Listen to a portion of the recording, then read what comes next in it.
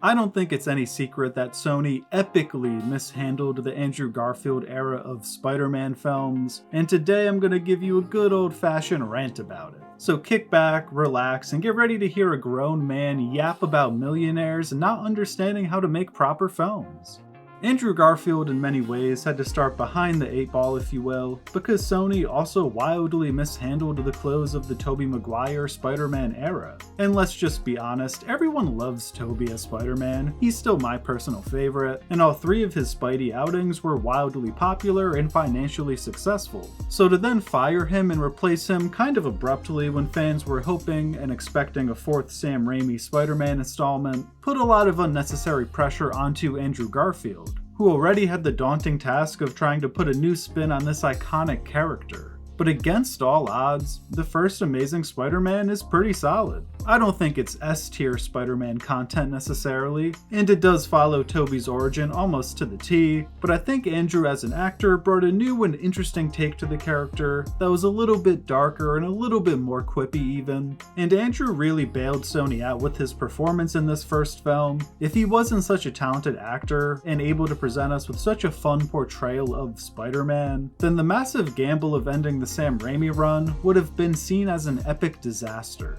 And you would think that as a studio, Sony would reward Andrew by putting a lot of elbow grease into his second film, you know, really make sure his follow-up movie allowed him to showcase all of his acting abilities and flesh his Spider-Man out further. Wrong.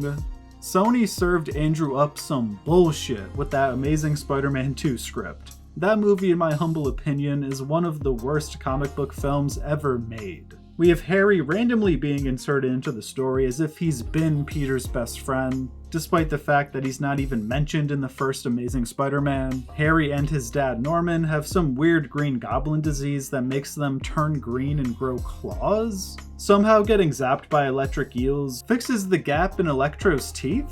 There's just so many things in this movie that make absolutely no sense. And the saddest thing about it all is that Andrew is still really trying to hold it all together with his performance. He gives us a very emotionally charged performance of the web-slinger here, but the film simply does not deserve it and does jack shit with it. His talents are just wasted here. Even the iconic death of Gwen Stacy moment couldn't save this movie from mediocrity, and this abomination of a film ended Andrew's run as this iconic character. Now, you may be thinking to yourself that a lot of talented actors have been in shitty films before. Why should we feel bad for Andrew Garfield? And I personally think we should be furious with Sony, at least partially because Mr. Garfield is the best actor to ever put on the Spider-Man mask.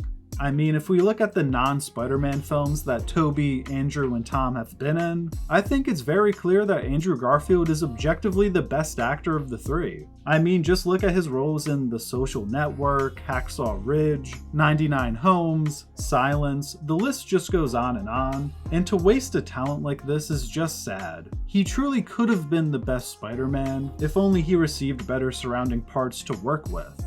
And that is why we should be mad with Sony, and potentially even feel bad for Andrew Garfield. He should have had a shot to walk away with the legacy of being the best Spider-Man.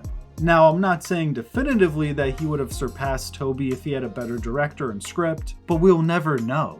And that's the part that sucks. We had that potential dangled in front of our faces just for Sony to go, "Psych!" and snatch it away from us, only to give us the dog shit that was Amazing Spider-Man 2.